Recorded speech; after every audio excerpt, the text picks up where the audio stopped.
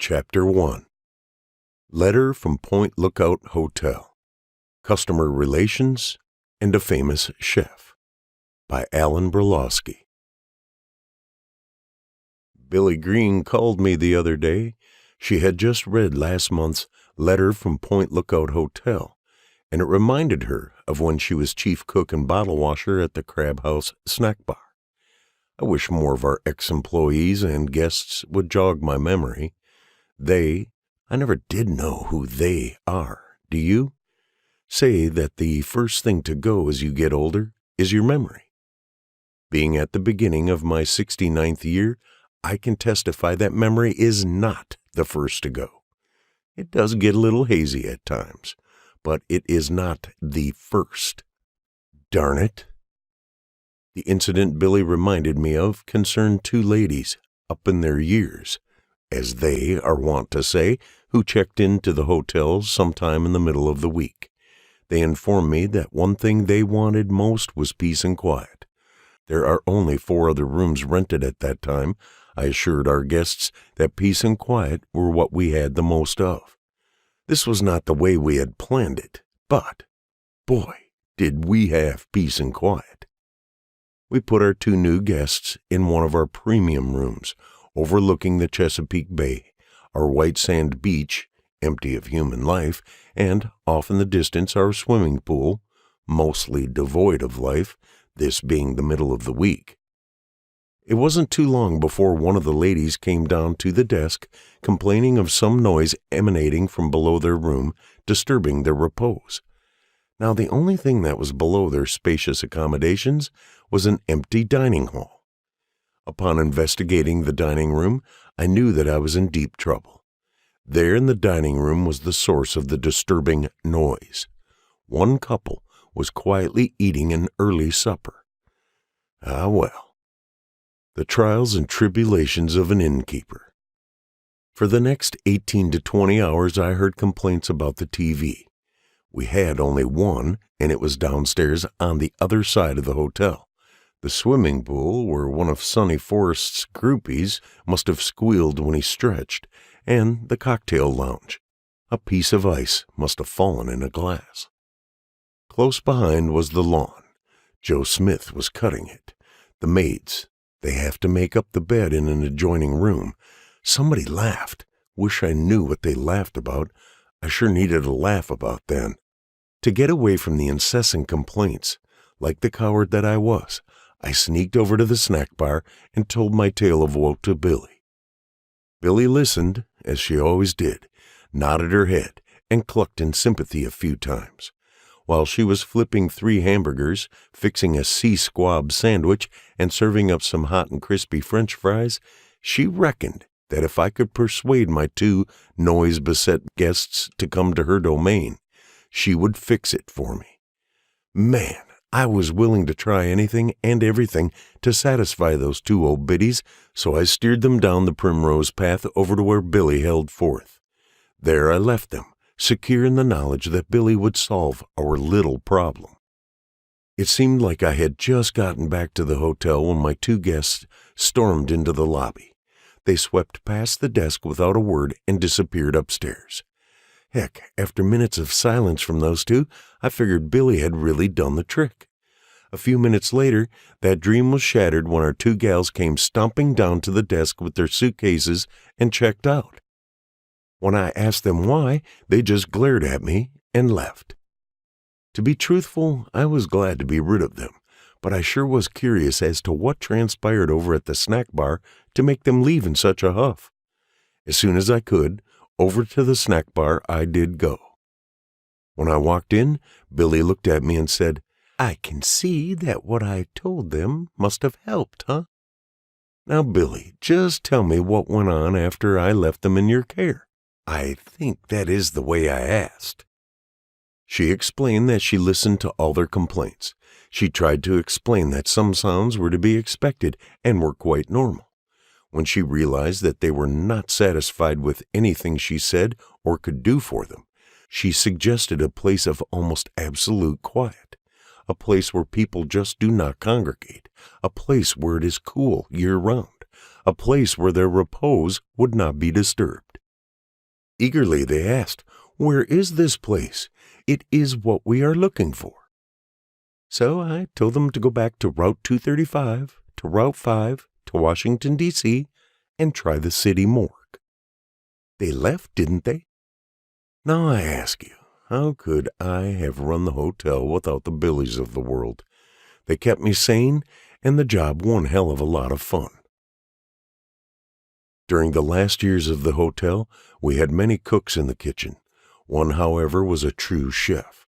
His name was Roger Maté, a true French sous chef from the Isle of Corsica, no less. Why was he at our little hotel that summer? A question I often asked myself, but never him. I was too glad to have him and worried about losing him. Because of his cuisine, Point Lookout Hotel was written up in some Chesapeake boating magazines as being one of the best, if not the best, places to eat on the bay. To watch him in the kitchen was a joy. Once I tried to copy the way he stirred a pot or a saucepan. He rarely used a spoon or whisk. Instead, he merely grasped the pan by the handle and swirled it, even while adding ingredients. When I tried, the only place I didn't spill on was the ceiling. Someday, I might give it a whirl again. Pun intended. One of the more memorable days of his reign I call over easy. On this day, our breakfast cook had not shown up. Roger prepared lunch and dinner.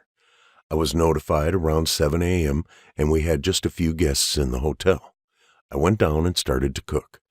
No sooner had I put the bacon on the grill than Roger strode into the kitchen and summarily ordered me out of his domain. Roger and his wife had a room in the hotel for the season.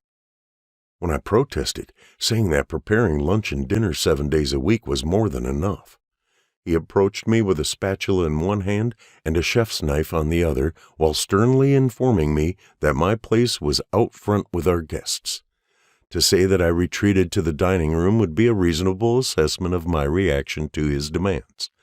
What transpired next, I relate part of witnessing what took place in the dining room and part from what I was told happened in the kitchen.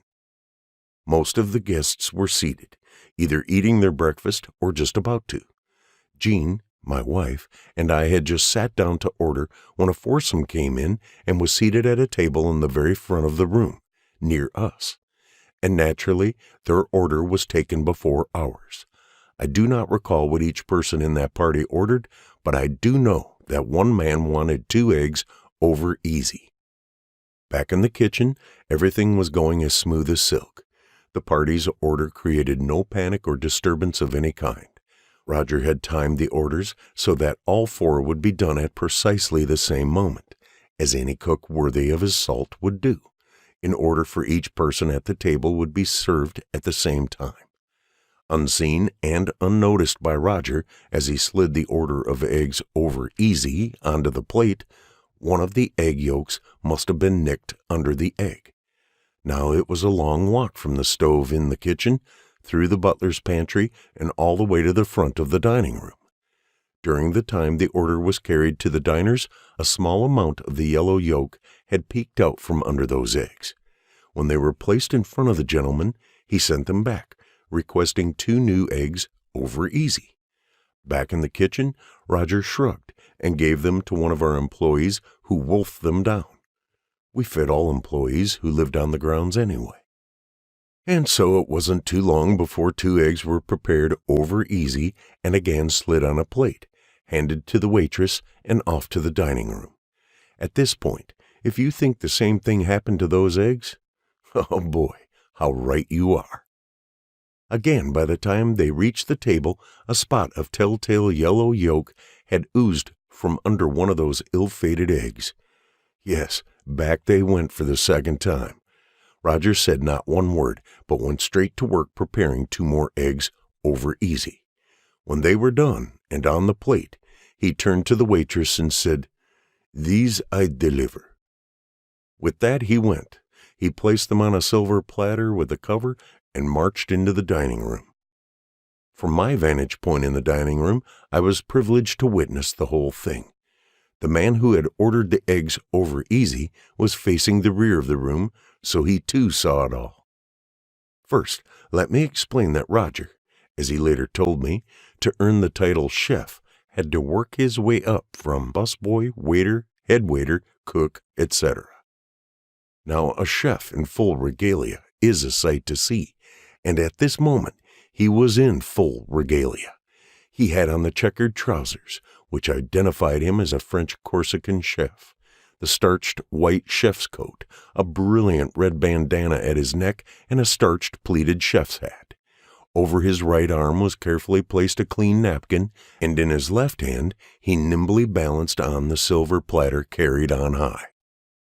All eyes were focused on this apparition making its stately way from the rear of the room to where our party sat transfixed. Upon reaching the table with a flourish, but without a word, he set the tray in front of the customer, removed the cover and the tray, and took one step back. The diner looked at the eggs and smiled his approval. There was no yolk peeking at him. He looked at the chef and nodded. Roger smiled back, but never moved a muscle. The man was a mite perplexed because he would look at the eggs, then at the immobile Roger. Finally, with all eyes watching him, he picked up his fork and prepared to eat. Just as he was about to touch the eggs with the fork, Roger took one step toward the table, laid his hand on the man's arm which held the fork, and gently said, "No, no, monsieur, you might nick the yolk." Without a backward glance or another word, he stalked back to his kitchen. There was so much laughter at this man's comeuppance. I laughed so hard it hurt. I don't think anyone knows to this day whether he ate his eggs over easy or not. Till next time.